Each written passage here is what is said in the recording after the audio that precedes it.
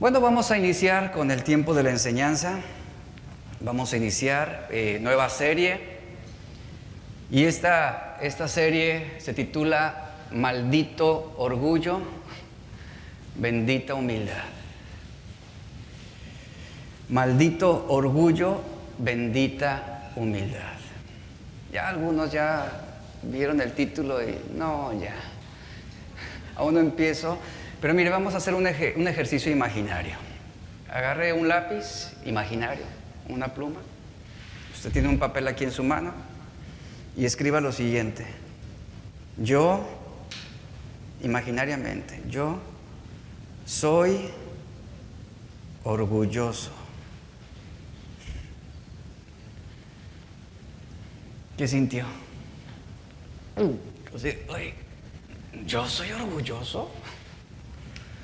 Eso es lo que vamos a estar aprendiendo en esta serie. Vamos a conocer más la naturaleza del orgullo y los beneficios de la humildad. Proverbios 16, 18.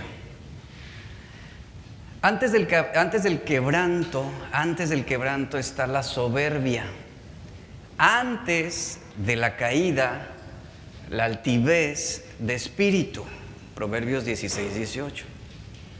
Proverbios, en este texto, nos está enseñando algo bien importante, que todo en la vida tiene un inicio y un final.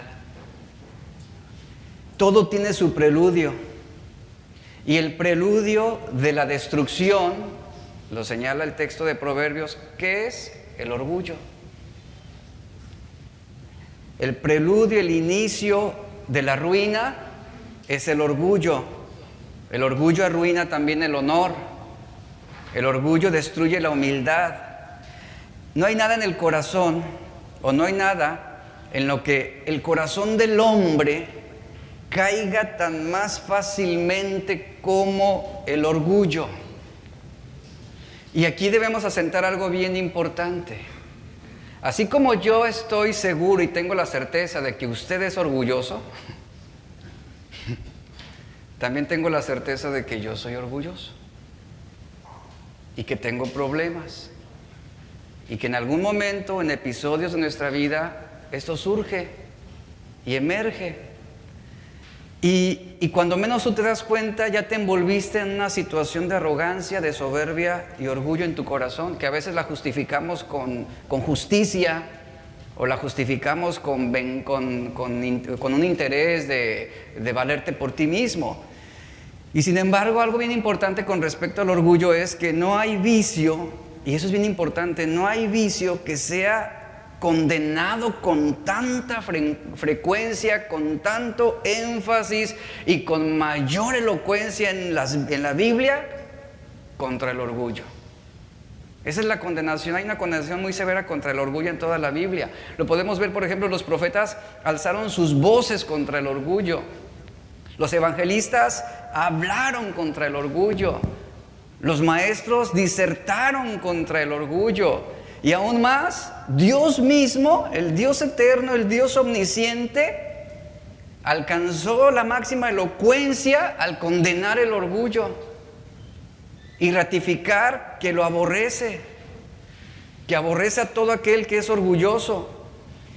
Y este proverbio nos dice que antes de la destrucción, fíjate, antes de la ruina, el corazón del hombre se enalteció. Ahora, ¿qué es el orgullo? ¿Dónde reside el orgullo? En el corazón del hombre. ¿Cuál es la consecuencia del orgullo en todos sus sentidos? Destrucción, es lo que está diciendo Proverbios.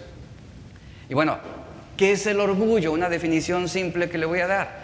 El orgullo es una actitud de autosuficiencia, altivez o arrogancia, donde uno coloca su confianza en sus propios logros, en sus propios talentos, en sus propias capacidades, en su propio conocimiento, minimizando la dependencia con Dios. A eso te va a llevar el orgullo, en el que tú consideres y te sientas independiente de Dios. Es decir, que no lo necesitas, que te puedes valer por ti mismo. Y mire, es hiriente Y a través de los años que hemos tenido la oportunidad de dar consejería y de ministrar a personas, yo me he dado cuenta que para algunas personas decirle que es orgullosa es algo hiriente, es algo que los ofende. Más de alguna ocasión le digo, tu problema es el orgullo, y se enojan. ¿Y por qué me estás diciendo eso? O sea, el que te digan que eres orgulloso es una de las peores cosas que te pueden decir. Y fíjate, esa misma reacción ante esto ya denota la arrogancia que hay en tu corazón. Sin embargo, debemos saber que el orgullo es una condición muy habitual y muy común en toda la humanidad. Es más habitual de lo que nosotros pensamos. No importa la edad que tengas, no importa tu capacidad económica, no importa tu estatus social, no importa tu cultura, es más, no importa tu religión, no importa si eres cristiano, no importa si vienes a una iglesia de sana doctrina, no importa. En nuestro caso, como cristianos, el orgullo también es algo muy habitual, y más habitual de lo que pensamos. O sea, el orgullo se filtra y se mueve cómodamente entre nosotros. Y debemos saber que no porque tengas muchos años de cristiano, significa que serás menos orgulloso. En muchos casos es lo contrario. Entre más años de cristiano, entre más conocimiento, más arrogancia, más soberbia, y queda como resultado un legalismo. Todos, absolutamente todos, somos propensos a vivir sin tomar en cuenta a Dios. Y a eso te va a llevar el orgullo.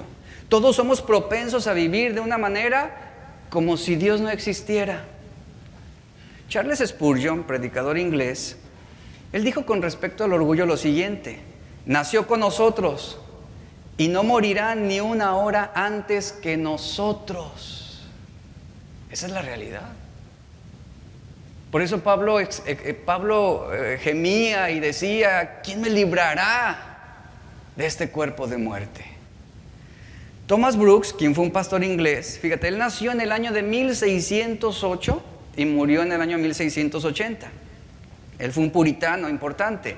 Él escribió lo siguiente sobre el pecado del orgullo que era tan común en la naturaleza humana. Y escucha, ¿en qué año? En los años 1600. Y ve sus palabras. Él dice, el primer mal que más acompaña a la juventud es el orgullo. Orgullo del corazón, orgullo por la vestimenta, orgullo por las posiciones.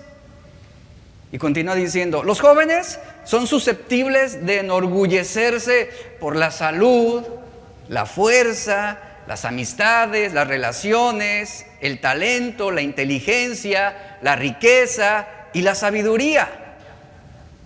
Dice, es muy raro encontrar a un joven humilde. Y continúa diciendo, la pregunta entonces no es, ¿soy yo orgulloso? Esa no es la pregunta. De eso, la respuesta de antemano, aunque nos cueste trabajo reconocerlo, la sabemos. ¿Soy yo orgulloso? Y la iglesia dice, pues sí, no me queda de otra. ¿Soy yo orgulloso? Esa no es la pregunta correcta. Más bien, la pregunta adecuada es, ¿en qué áreas de mi vida he detectado el orgullo? ¿Y cómo está siendo expresado a través de mi carácter o de mis actitudes? Esa es la pregunta adecuada. Ahora, no podemos hacer morir ese pecado que ofende tanto a Dios, simplemente por desearlo, por quererlo. Y ese es el pecado que nos pone en enemistad contra nuestro prójimo y contra Dios. Por eso, si nosotros queremos hacer morir ese pecado o trabajar para reducir su impacto en nuestro corazón, primero tenemos que reconocerlo. Primero tenemos que aceptar que tenemos un problema en diferentes medidas o grados con el orgullo y que todos lo enfrentamos. Algunas veces, fíjense, el hecho de juzgar lo que Dios permite como algo injusto es causa de orgullo. Así de simple. Cuando tú conoces el carácter de Dios, entiendes que todo lo que Dios permite, el dolor, la aflicción, las injusticias, el sufrimiento, todo cumple el propósito de protegernos contra el orgullo.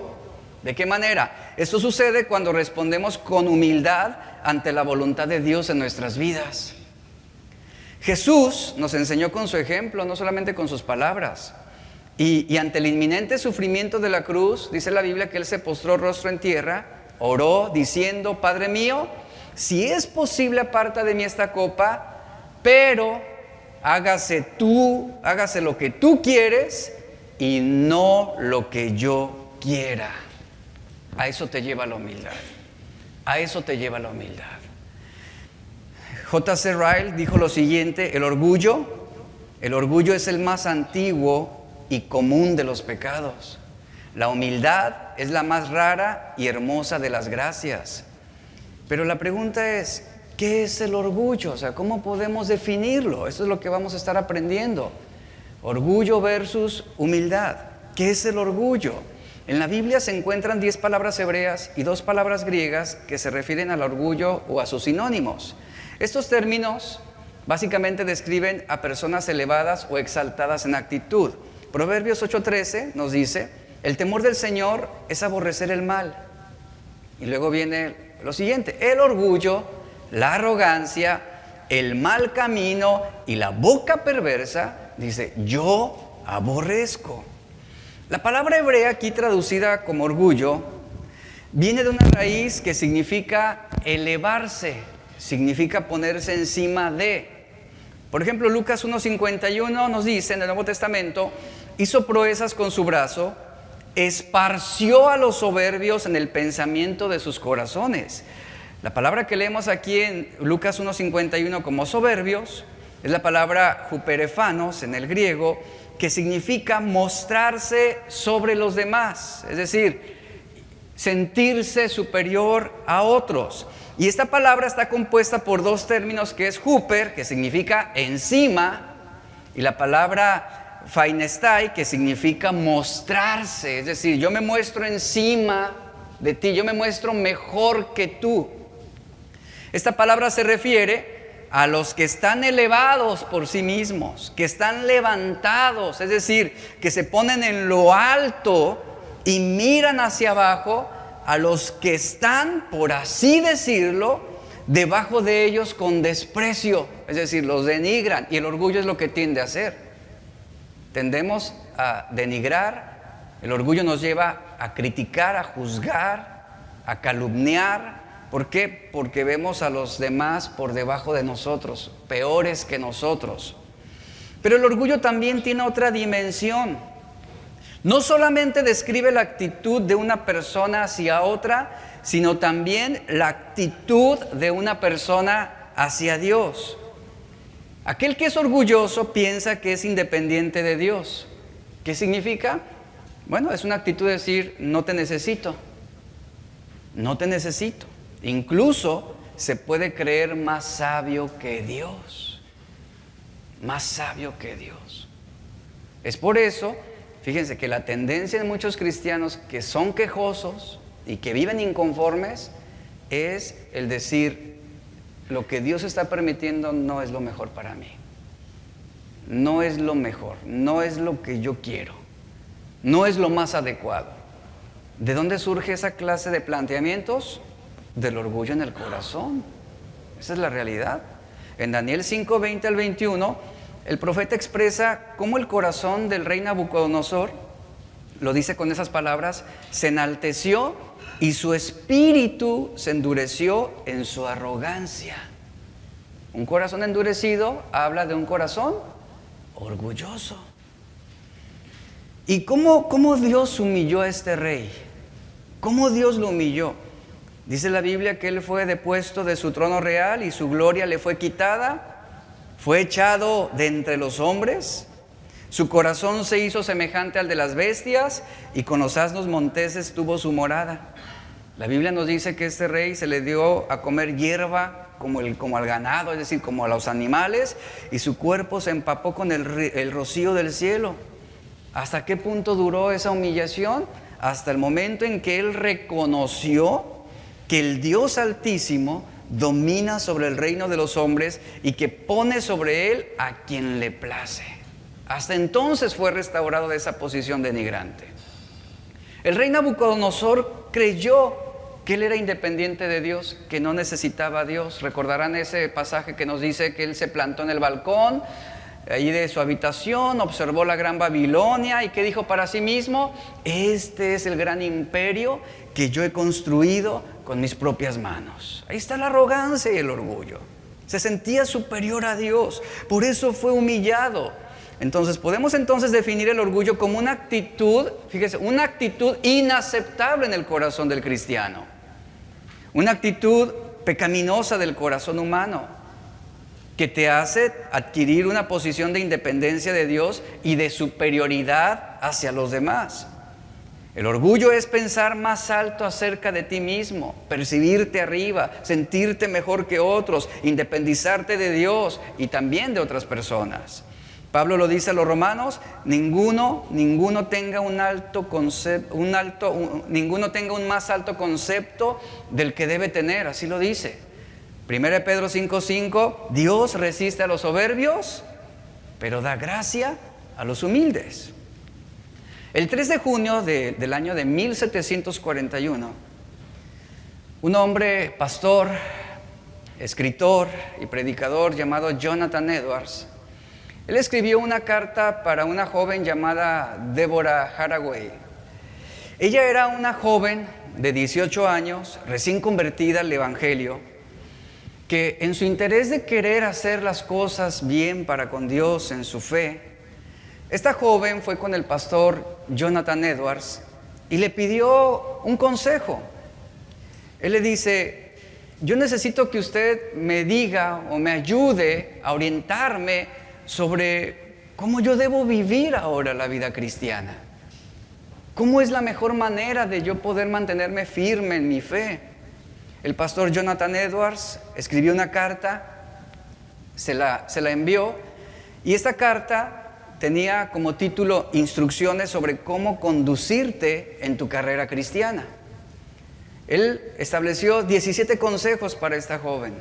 De los 17 consejos que Edwards enlistó, el número 8 de esa lista dice lo siguiente, y habla con respecto al orgullo, donde le está advirtiendo y le dice a esta joven: recuerda que el orgullo es la peor víbora que hay en el corazón, el mayor perturbador de la paz del alma y de la dulce comunión con Cristo. Fue el primer pecado cometido y yace en lo más bajo de los cimientos de todo el edificio de Satanás, y es desarraigado con la mayor dificultad, y es el más oculto, el más secreto, el más engañoso de todos los deseos, y a menudo se arrastra sigilosamente en medio de la religión y de la fe. Incluso a veces habita bajo el disfraz de la misma humildad. La Biblia no deja lugar a dudas, y tampoco la Biblia no especula en cuanto a lo que Dios opina acerca del orgullo, o cuál es la opinión de Dios acerca de la soberbia, o la arrogancia, o la jactancia. Proverbios 21:4 claramente dice: los ojos altivos y el corazón arrogante son pecado. Punto. Son pecado. Esta actitud de independencia de Dios y superioridad hacia otros ha sido la característica que ha predominado en el corazón del hombre a lo largo de la historia. ¿Sabes de dónde derivan tus más grandes problemas? De tu orgullo. Esa es la causa de nuestras más grandes aflicciones y problemas. En la Biblia, a través de la historia, vemos muchos ejemplos acerca del orgullo y sus consecuencias. Por ejemplo, Adán y Eva fueron tentados por Satanás con esas palabras: el día que de él coman de ese árbol que Dios les había prohibido, que dijo, se les abrirán los ojos, y la serpiente le dice: y ustedes serán como Dios. Ellos comieron del fruto porque creyeron. ¿Qué creyeron? Que serían superiores a Dios, que ya no necesitarían a Dios. ¿Qué se removió ahí? Un sentido de orgullo. Ellos dijeron, ya no vamos a necesitar a Dios. Si comiendo de este fruto seremos como Él y obtendremos el mismo conocimiento que Él sobre el bien y el mal, y tendremos la capacidad para determinar lo que es mejor para nosotros, ¿por qué no? Ahí está el orgullo sembrado en el corazón de Eva. Y ahí está, se les abrirán los ojos y ustedes serán como Dios. Y ellos, Eva, mordió ese fruto porque fue engañada y creyó que podría ser como Dios. Y la pregunta aquí es, ¿quién necesita a Dios cuando puede ser como Él? ¿Quién necesita a Dios cuando puedes adquirir el conocimiento que Él tiene? Esa es la pregunta. Después del diluvio, sigue la historia, pasa el diluvio. Los hombres se unieron para ahora construir una torre, la famosa torre de Babel. Esos hombres dijeron en Génesis 11:4, vamos, edifiquemos una ciudad y una torre cuya cúspide llegue hasta los cielos. ¿Cuál era su interés?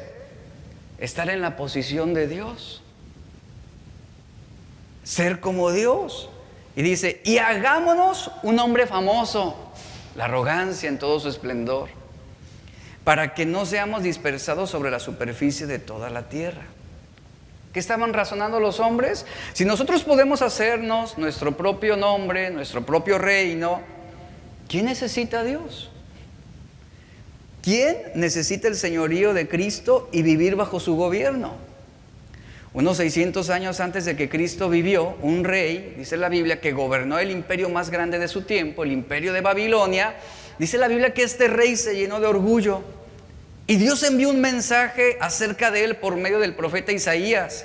Y esta profecía la encontramos en Isaías 14, verso 12 al 15, que son palabras también implícitamente orientadas hacia Lucifer. Y dice, ¿cómo has caído del cielo, lucero de la mañana, hijo de la aurora? ¿Has sido derribado por tierra? Tú que debilitabas a las naciones, pero tú dijiste en tu corazón.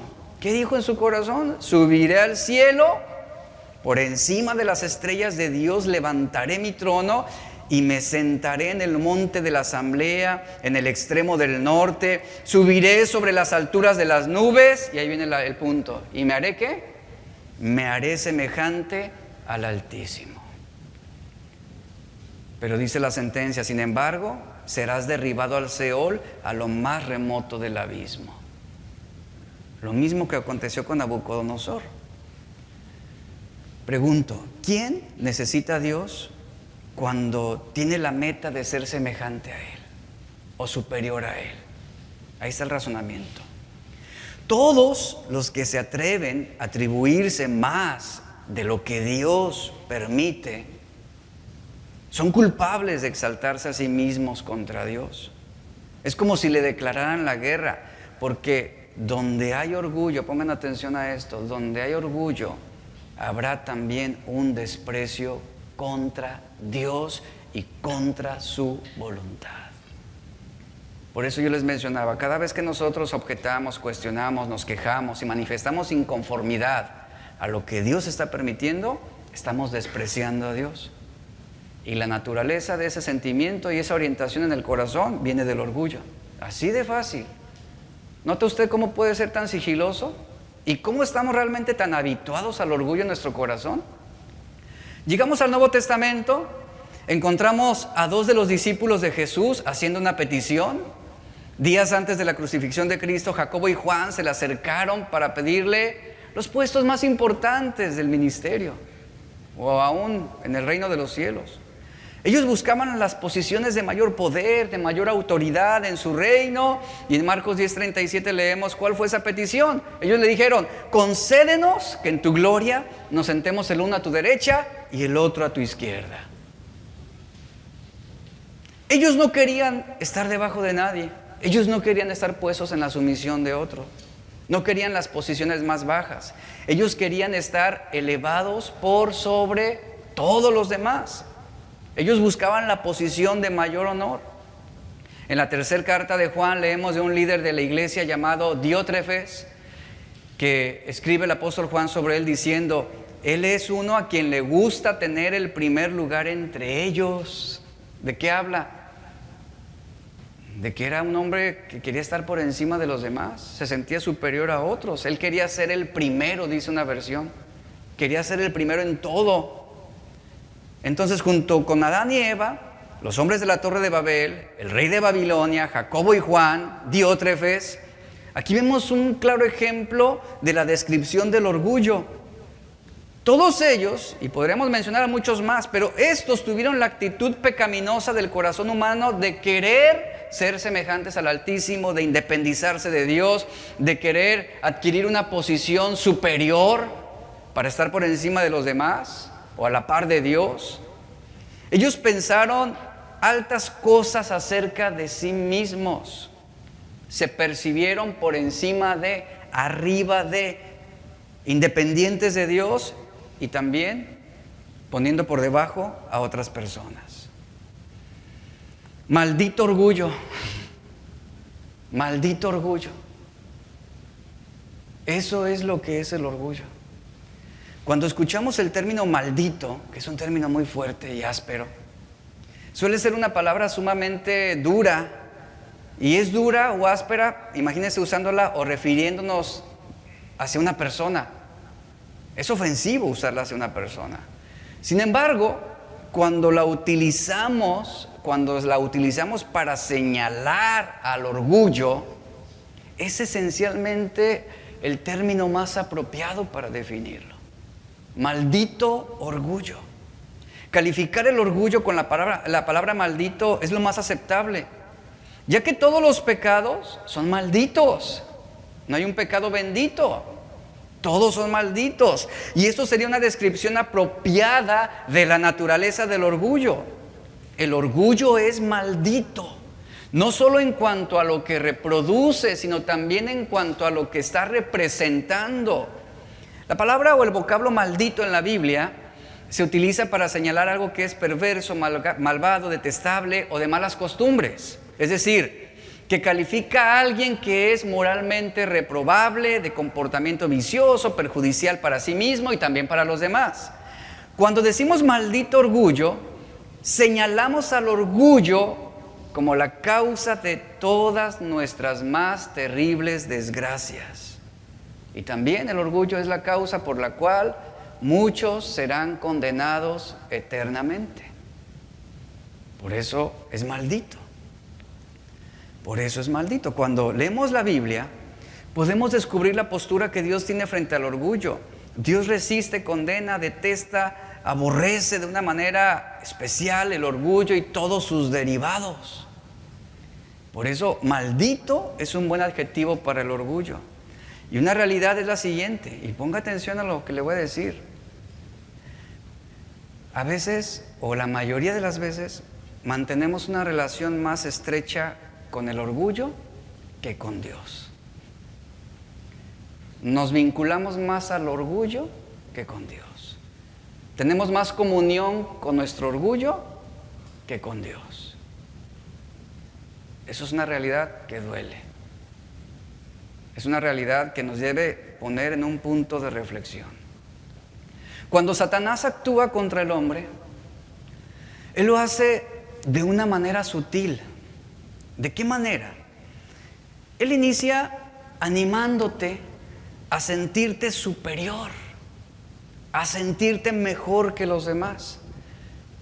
Y al momento en que Él te anima a sentirte superior, Él va a buscar que tú tomes la decisión de traspasar los límites, lo permitido. ¿Para qué? Para alcanzar esa realidad que tú quieres crear o generar. Lo que Satanás va a hacer es que tú traspases los límites de una realidad existente para que tú formes o crees una nueva realidad. Entonces, ¿Satanás qué hace? Siembra una mentira sutil para generar un entusiasmo en tu corazón sobre la posibilidad de concebir una nueva realidad. Algo que para ti sea más atractivo. Como hombres, somos propensos a ser engañados ciegamente y más proclives a aceptar mentiras, aún con nuestros ojos bien abiertos o conscientes de. La Biblia nos dice con respecto a Adán y Eva, dice que Adán, en realidad, fíjense, Adán no fue engañado como lo fue Eva. Eva sí fue engañada. Ella fue atraída a través de esa seducción, de esa tentación. Ella, dice la Biblia que ella sí fue engañada, pero Adán no fue engañado como tal, en la medida de Eva. ¿Por qué? ¿Por qué Adán no fue engañado? Y esto lo dice la Biblia, no lo estoy inventando. La Biblia dice que Eva fue engañada y Adán no fue engañado. ¿Por qué? ¿Por qué dice que Adán no fue engañado? Porque Adán tenía el conocimiento adecuado. Él sabía lo que hacía. Él desobedeció a Dios de forma consciente. Él comió el fruto prohibido teniendo la esperanza de crear una nueva realidad. ¿Cuál era esa nueva realidad? No morir y ser como Dios.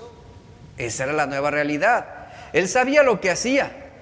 Por eso, cuando él comió del fruto, él estaba consciente de sus implicaciones. Presta atención a esto.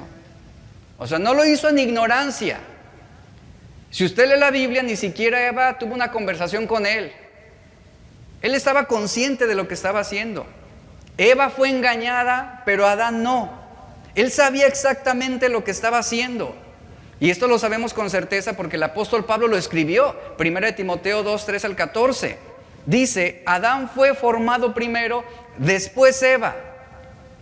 Y luego reitera un punto, hace énfasis en algo que es importante que nosotros tengamos ese conocimiento. Dice, y Adán no fue engañado, sino que la mujer, siendo engañada, incurrió en la transgresión.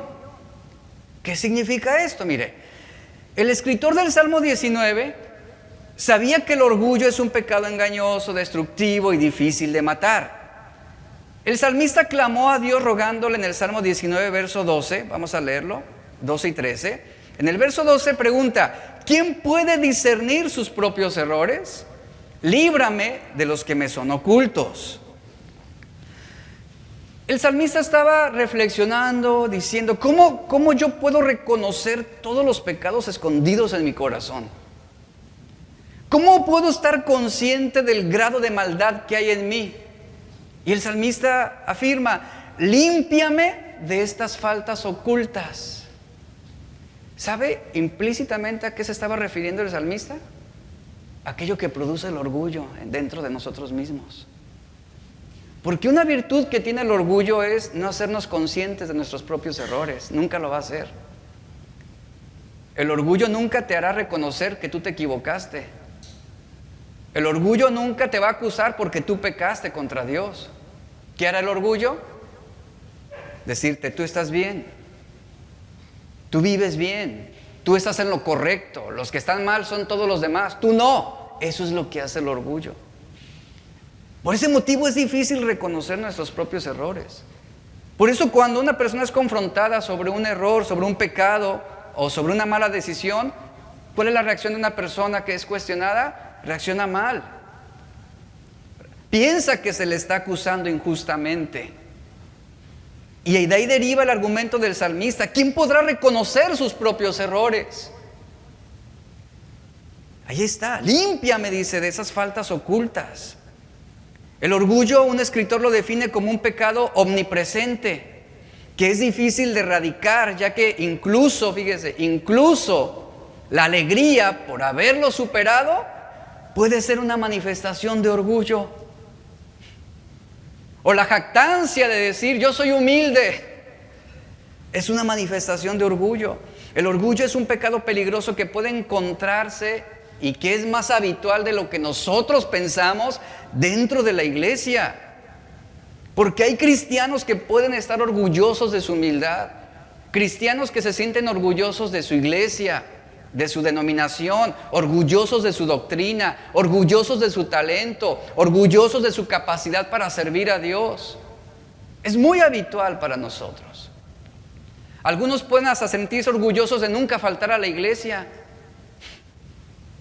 Es habitual. Y el salmista está diciendo, en el verso 13, Salmo 19, 13, vea lo que él continúa diciendo: preserva también a tu siervo de las soberbias. Nota ahí, ¿a qué se refirió él? Al orgullo. Preserva a tu siervo de las soberbias, que no se enseñoreen de mí. Entonces seré íntegro y estaré libre de gran rebelión. Hay algo muy descriptivo y muy revelador en la versión traducción viviente. Lo voy a leer, dice el verso 13, la traducción viviente lo interpreta así, lo traduce de esta forma: libra a tu siervo de pecar intencionalmente. ¿Sabe qué produce el orgullo en el corazón? Que pequemos intencionalmente. Eso es lo que hace. ¿Por qué? Porque reduce las consecuencias del orgullo. El orgullo te dice: no pasa nada, tú disfruta, tú vive, haz lo que tú quieras, haz lo que te plazca, lo importante eres tú, no los demás. Mientras tú seas feliz, tú sigue haciéndolo, tú sigue practicándolo. Eso es lo que hace el orgullo, te hace pecar intencionalmente. Y la traducción viviente así traduce esas palabras.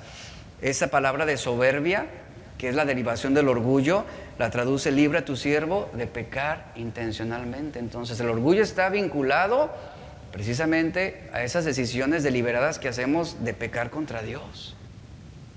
Y luego esta versión continúa diciendo: no permitas que estos pecados me controlen. Entonces estaré libre de culpa y seré inocente de grandes pecados. El orgullo, iglesia, nos hace pecar intencionalmente. David ora contra el pecado. Él se veía incapaz de conocer en detalle la gravedad de todas sus transgresiones. Y David clama a Dios: Señor, líbrame de los pecados que me son ocultos. Es decir, de aquellos que yo no puedo reconocer, de aquellos que yo no puedo aceptar. A lo mejor estoy convencido de que estoy haciendo algo bueno y en realidad no es bueno. Es algo ofensivo contra ti. Y esto que habla el salmista es una referencia directa al orgullo. ¿Por qué? Porque el orgullo es un pecado que puede ser oculto a los ojos de los demás. El orgullo es un pecado que aún puede ser oculto a nuestros propios ojos. Ponga atención a esto. Es difícil de detectar. Es difícil de detectar, pero no es oculto a los ojos de Dios. Por eso David clama: líbrame, líbrame. Porque por mí mismo yo no puedo reconocer el grado de orgullo que hay en mi corazón, que me pudiera estar justificando de vivir inmoralmente. Y el orgullo es tan peligroso y tan serio como también difícil de detectar. Cuando se trata de diagnosticar nuestros propios corazones, el orgullo va a distorsionar totalmente nuestra visión. ¿Y sabe qué va a hacer el orgullo? Cuando tú te empieces a juzgar, te empieces a evaluar, cuando tú empieces a diagnosticar tus acciones, tus actitudes, ¿sabes qué va a hacer el orgullo? Te va a decir: tú lo hiciste bien. Pues habló mal de ti. Qué bueno que tú también hablaste mal de él. Eso es lo que hará el orgullo. ¿Te ofendió? ¿Cómo te vas a quedar así nada más? Tenías que defenderte. Tenías que decirle sus verdades también. Y no importa que la hayas lastimado. Eso es lo que el orgullo te va a decir siempre. Entonces, el orgullo está distorsionando nuestra visión. Y nos hace ver a nosotros mismos a través de un lente que colorea y que le da forma a la realidad. Eso es lo que hace. El orgullo pintará incluso la fealdad de tu pecado y de tus ofensas como algo hermoso, como algo honorable y como algo justificable. Eso es lo que hará el orgullo. Entonces, volviendo a Adán, leemos el texto con atención. Dice: Adán no fue engañado. ¿Quién fue engañada? Eva. ¿Qué significa esto, iglesia? El hecho de que Pablo diga que Adán no fue engañado, él está resaltando un punto importante que debemos tomar en cuenta aquí. Lo que está diciendo es que Adán, a diferencia de Eva, él actuó convencido, justificado, que al comer el fruto prohibido podría ser algo más elevado de la posición en que Dios lo había creado. ¿Qué significa que Eva fue engañada ¿Qué significa que Adán no fue engañado? La serpiente no atacó de frente a Eva. ¿Cómo se acercó la serpiente con Eva? Su propuesta fue sutil, fue engañosa, fue matizada. Con Eva utilizó artimañas, la engañó simplemente. Ella fue seducida por un truco, podríamos decirlo, y cayó. ¿Y qué le dijo? Con que Dios os ha dicho, y ahí viene el argumento de la serpiente. Y sí, Eva fue culpable, sin duda alguna, pero su culpa fue mitigada por el engaño. Ella creyó que estaba haciendo algo correcto, porque había sido engañada. Pero en el caso de Adán, él no actuó con ignorancia. Dice el texto, Adán no fue engañado. Y reitero esto, él sabía lo que estaba haciendo. Ponga atención, él sabía lo que estaba haciendo. Él estuvo presente durante la conversación que su esposa tuvo con la serpiente. Y algo interesante aquí es que Adán no resistió a Satanás, ni tampoco protegió a su esposa. Cuando él come el fruto, porque la Biblia señala que Eva le ofreció el fruto y él lo comió. Cuando él come el fruto, estaba consciente de la decisión que estaba tomando. Estaba consciente del paso que estaría dando. Y Adán decidió que prefería vivir con la aprobación de su esposa, pero bajo la maldición de Dios. ¿Cómo Adán llegó hasta ese punto?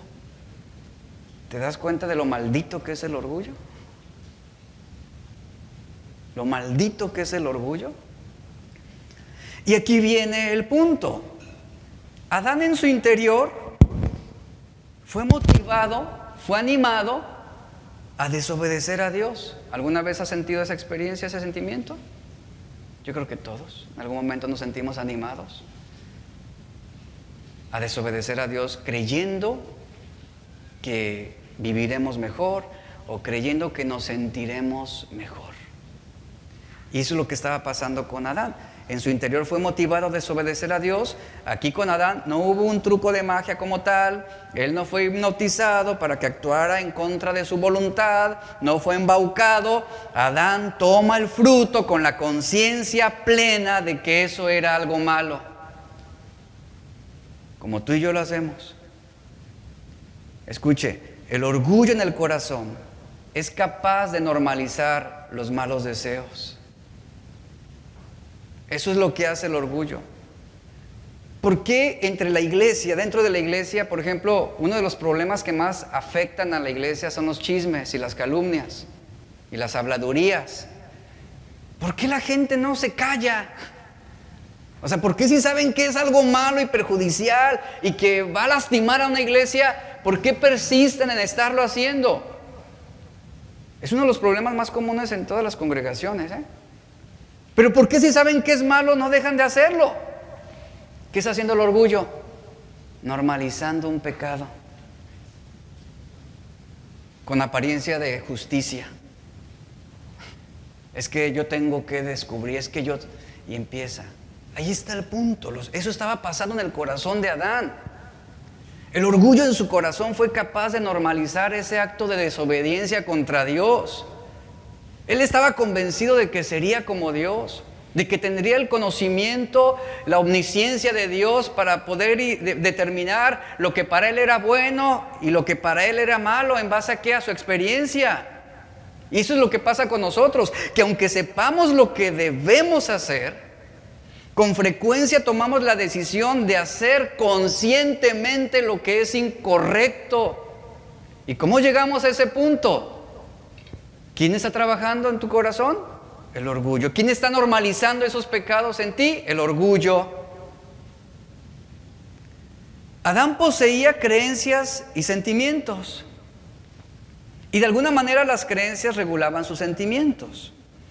Nuestras creencias forman ideas y convicciones que van a moldear el cómo interpretamos las situaciones y por lo tanto también van a definir las emociones que vamos a expresar.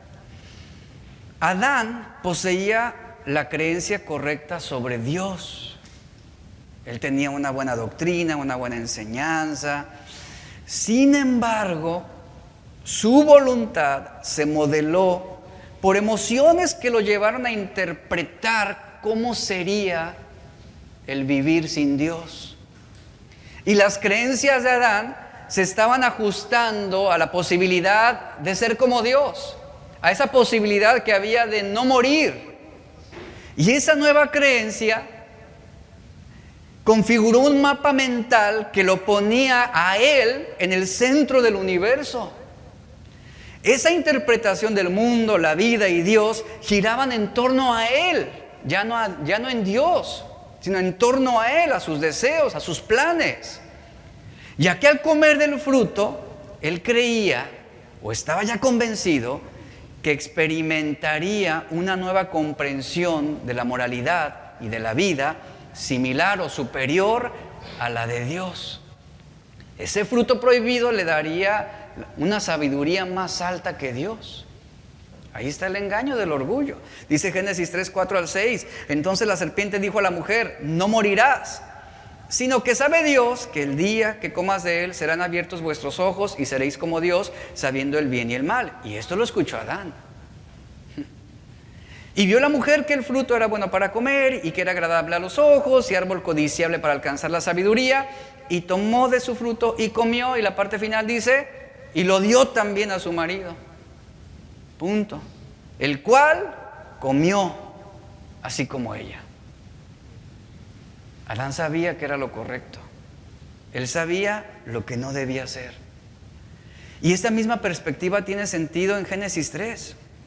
Antes de saber el bien y el mal, Adán y Eva eran inocentes. Ellos nunca habían tomado la decisión voluntaria o consciente de desobedecer a Dios. Y ahí se presentó esa oportunidad, donde ellos estarían tomando una decisión voluntaria, una decisión consciente de rebelarse contra Dios, de actuar en contra de la voluntad de Dios. ¿Cómo llegaron a ese punto? Ahí está el orgullo trabajando en sus corazones. Ellos tampoco habían sido testigos de un acto de desobediencia, y cuando cayeron, todo cambió. Entonces, dice la Biblia, conocieron el bien y el mal igual que Dios. En ese sentido. Y para nosotros puede haber otro peligro que elevó, otro peligro muy similar al de Adán y Eva. El creernos que somos mejores que Dios o que sabemos más que Dios. Confiar más en nuestras habilidades, confiar más en nuestro conocimiento, en nuestra experiencia, y juzgar a Dios o acusar a Dios o querer llevar a Dios a un juicio por haber sido injusto. Hay un peligro también latente con nosotros. Cuando un hombre actúa con la cabeza, con la mente y con el corazón, es decir, pensamiento y sentimiento, en ámbitos separados, a menudo avanza con una confianza inflada porque su mente es la que está tomando las decisiones. Supone que proceder según lo que piensa va a resultar en actuar de una manera correcta. Eso es lo que estaba pasando en el corazón de Adán. Él razonó, él reflexionó sobre la posibilidad de una nueva realidad, de generar algo diferente de lo que él ya conocía. Y el orgullo tiene la habilidad de hacernos sentir seguros para pecar. Así se titula este mensaje. El orgullo tiene la habilidad de hacernos sentir seguros ante lo que es contrario a la voluntad de Dios. Muchas veces sabemos lo que debemos hacer. Sin embargo, el orgullo nos hace sentir seguros, fíjate, seguros para hacer lo que es incorrecto. El orgullo te hace sentir seguro para pecar, seguro para transgredir, ya sea por interés, sea por conveniencia o simplemente para elevar nuestro sentido de valor. Entonces sucede que comprometemos nuestras mentes e inventamos excusas del por qué hicimos lo incorrecto, del por qué desobedecimos a Dios.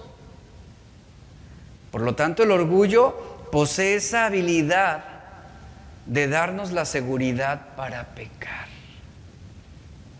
Y volví al punto de hace rato. ¿Por qué, si sabemos que en la iglesia el chisme perjudica tanto a tantas iglesias y las lastima y las divide, por qué lo siguen haciendo?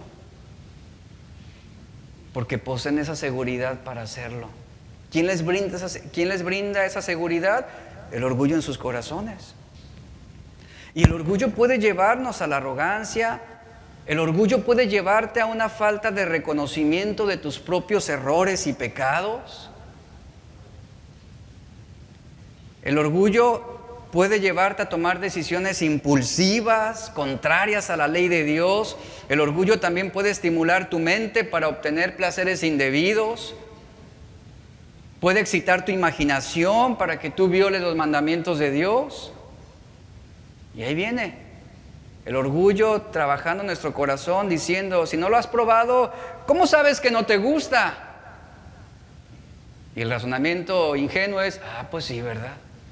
Pues deja probarlo para ver si me gusta. ¿Qué está haciendo el orgullo? Dándote la seguridad para que tú peques. Es lo que te da esa confianza para que tú hagas lo indebido. Por eso Adán terminó en ese punto. El desobedecer el mandato de Dios, sabemos que es lo mejor. Pero ¿qué viene? El orgullo viene y te dice, si tú desobedeces el mandato de Dios, entonces tú sabrás lo que realmente es ser feliz. Si tú violas y cruzas los límites que Dios ha interpuesto, entonces reconocerás la verdadera libertad. Sabrás lo que es una vida de placer. ¿Y qué haces? El orgullo te da esa seguridad para que tú peques. Te da esa confianza para violar el mandamiento de Dios. ¿Y de dónde deriva eso? Ya de un corazón que posteriormente se va a endurecer. El mismo apóstol Pablo describía esa facilidad que mueve el orgullo en el corazón para actuar de una manera incongruente a la voluntad de Dios. Sabemos lo que es correcto, pero hacemos lo incorrecto. Sabemos qué es lo que a Dios no le agrada, pero aún así tenemos la seguridad para violar el mandamiento de Dios. Sabemos la importancia de la verdad y sin embargo nos sentimos más seguros en mentir. ¿Por qué? Sabemos de la importancia de congregarnos y aún así muchos complacidamente se quedan en sus casas diciendo no pasa nada, no pasa nada. Yo aquí en mi casa busco a Dios y dejan de congregarse. ¿De dónde deriva esa seguridad para hacer lo incorrecto? Del orgullo. Pablo lo describió así. Y fíjese cómo el apóstol Pablo también revela algo que todos entendemos. Todos tenemos un problema con el orgullo. El propio apóstol Pablo también lo describe y aquí lo dice: quiero hacer lo que es bueno. O sea, yo sé lo que es correcto, pero no lo hago. No quiero hacer lo que está mal, pero igual lo hago, dice esta versión. El apóstol Pablo también enfrentaba estas luchas en su corazón. ¿Usted cree que por ser apóstol él estaba libre de orgullo? No. También presentaba esos dilemas y esas debilidades, así como tú y yo. Adán sabía lo que tenía que hacer y sin embargo no lo hizo. Y reitero, él no fue engañado. Él actuó con premeditación y ventaja, a diferencia de Eva. ¿Qué es esa premeditación? ¿Qué es esa ventaja? Es la acción en la que actuamos con ventaja, es decir, que nos sentimos confiados, seguros de tener una clara superioridad y minimizamos los riesgos de las decisiones que estamos tomando. La premeditación implica que el agresor reflexiona, por ejemplo, sobre el delito antes de cometerlo. Eso es premeditar. Estás reflexionándolo antes de cometer la transgresión. Lo mismo sucedió con Adán. Él actuó con esa premeditación. Él reflexionó en su mente sobre lo que implicaba la desobediencia. Y él evaluó, bueno, si yo desobedezco a Dios y como del fruto, podré ser como Dios, no voy a morir, alcanzaré el nivel de Dios, tendré la sabiduría que Él tiene. Ahora yo podré establecer mis propias normas, mis propios dogmas, y yo podré definir si lo que Dios me está ordenando es bueno o es malo. ¿En base a qué? En base a mis sentimientos, en base a la apreciación que yo tengo, en base a lo que yo experimento. Y ahí está Adán, reflexionando antes de comer ese fruto. Lo que hizo Adán no fue una reacción impulsiva, no fue una acción espontánea, sino él tomó una decisión después de un periodo de reflexión. Esto es lo que hace el orgullo en nosotros, seduce nuestra mente. Pablo sabía lo que quería hacer y su deseo era hacerlo. Sin embargo, Pablo se veía en algunas ocasiones impotente para hacer lo correcto. Él lo reconoce. Adán, el esposo de Eva, sabía que no debía comer del árbol. Él sabía lo que no debía hacer. Claramente. Mire, es fácil enorgullecernos de aquellos pensamientos que nos brindan la seguridad de que lo malo no siempre es como parece. Y es donde tú das ese paso seguro diciendo, no pasa nada. No pasa nada si yo miento. No pasa nada si yo veo pornografía. No pasa nada si yo le soy infiel a mi esposa. No pasa nada si yo cometo fraude. ¿Qué está pasando? Una seguridad para pecar. Eso es lo que hace el orgullo. Eso es lo que hace el orgullo.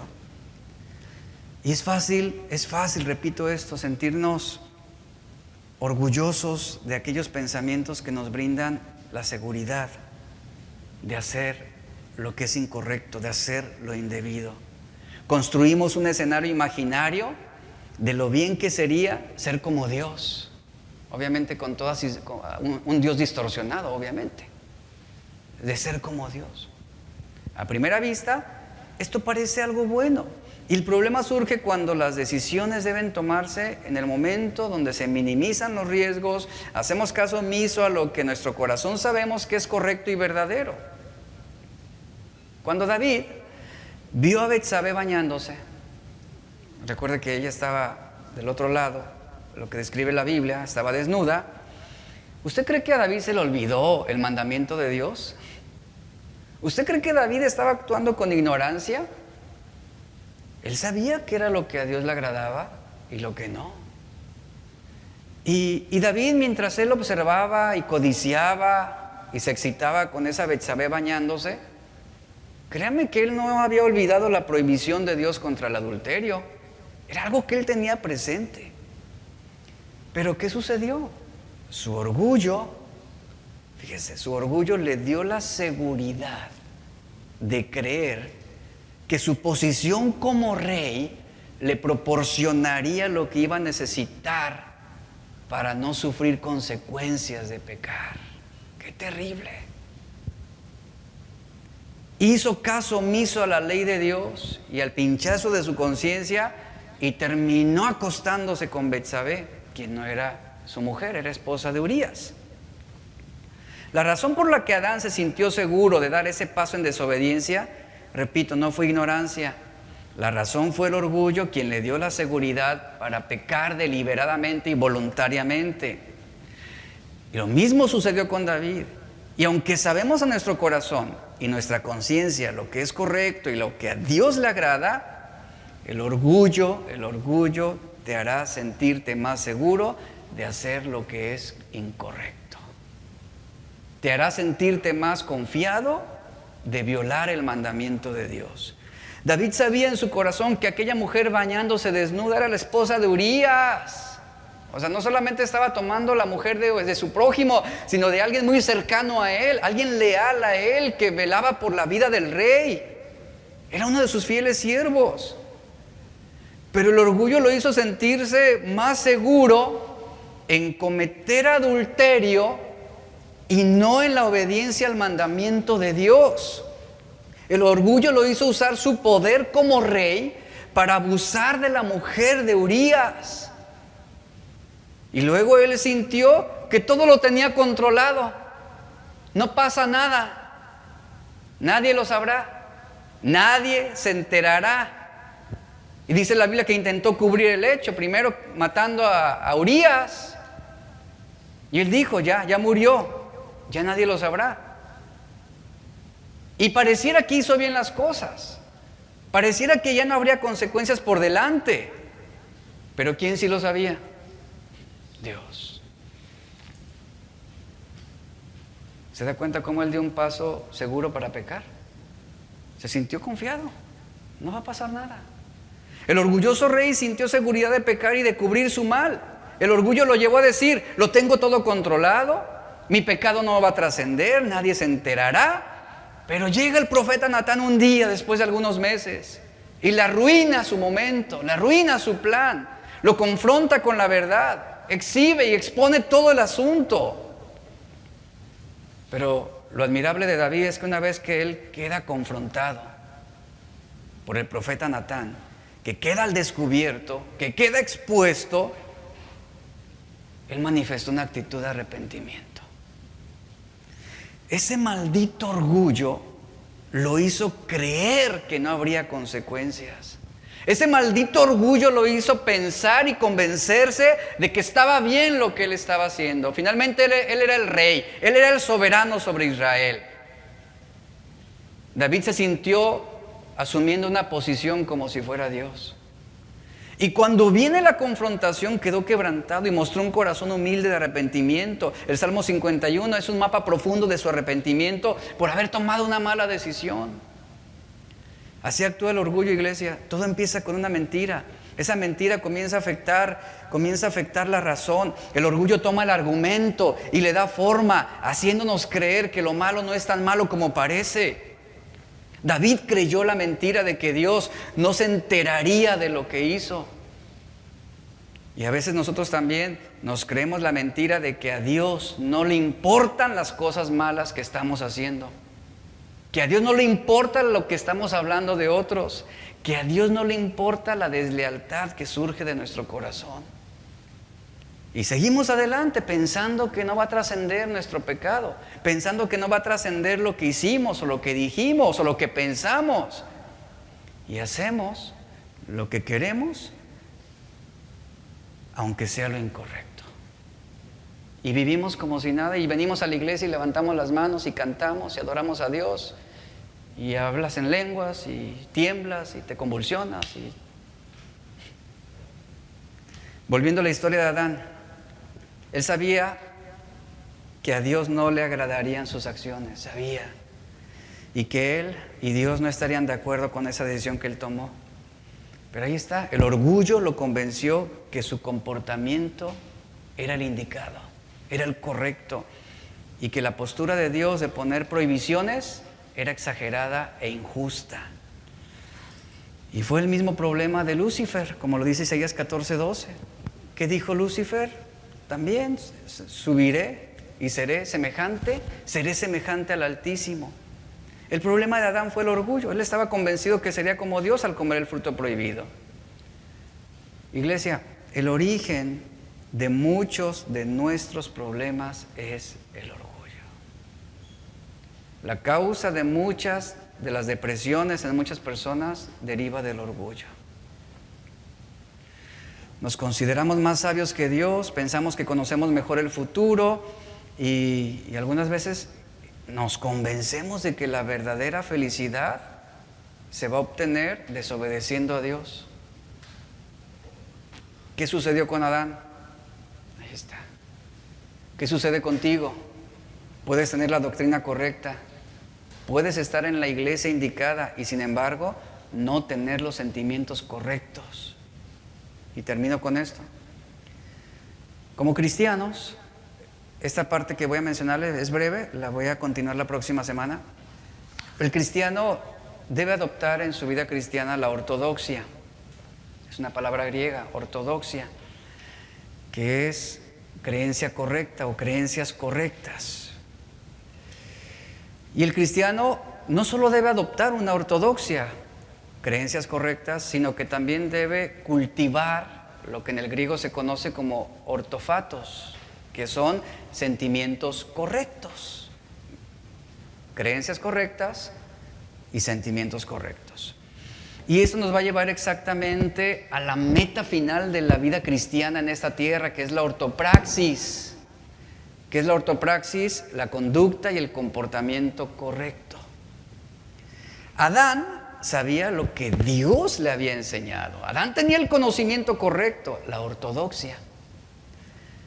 Y Adán tenía una buena ortodoxia. Sin embargo, ¿dónde falló Adán en ese momento?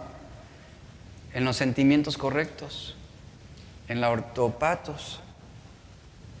En el momento en que Eva le pasó el fruto prohibido que ella había mordido, Adán tenía la ortodoxia, pero no manifestó la ortopatos, que son los sentimientos correctos, integrados con pensamientos correctos. De haber tenido sentimientos correctos al momento de recibir el fruto, esto le habría permitido haber frenado esa acción, impedir que su esposa lo persuadiera a desobedecer a Dios y creer todo lo que Dios le había dicho. Y si Adán hubiera actuado de esa manera, él hubiera manifestado la ortopraxis, que es un comportamiento correcto. A eso somos llamados.